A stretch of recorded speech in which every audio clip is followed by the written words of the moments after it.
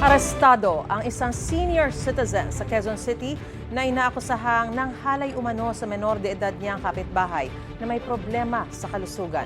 Itinanggi ng suspect ang alegasyon. May unang balita si James Agustin.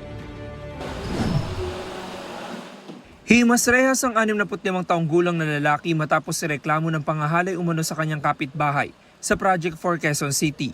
Sa imbestigasyon ng pulisya, 17 taong gulang ang babaeng biktima na may problema sa kalusugan.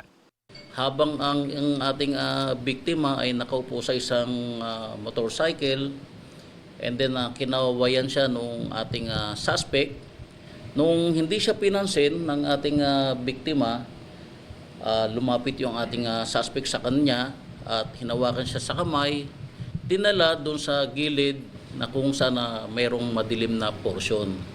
At doon na nga po niya nagawa yung hindi mga kanais-nais doon sa ating biktima. Nakapagsumbong daw ang biktima sa kanyang tatay kaya naisang pang reklamong rape. Agad din naaresto ang senior citizen na sospek. Ayon sa pulisya, 2023 nang unang maaresto ang sospek dahil din sa pangahalay umano sa biktima pero nakapagpiyansa siya noon. The same din yung ginawa niya ngayon, no? Bumibili yung bata ng mga bandang 3:40 PM ng hapon ng November 1 at doon siguro natukso siya at ginawa niya rin yung kahalayan na yun sa bata. Itinanggi naman ng sospek ang mga aligasyon laban sa kanya. Masasabi ko lang po, wala pong ginagawa rin sa bata na yun. Bakit kuho kaya kayo na inireklamo? Yun lang po ang hindi ko alam. Ito ang unang balita. James Agustin para sa GMA Integrated News.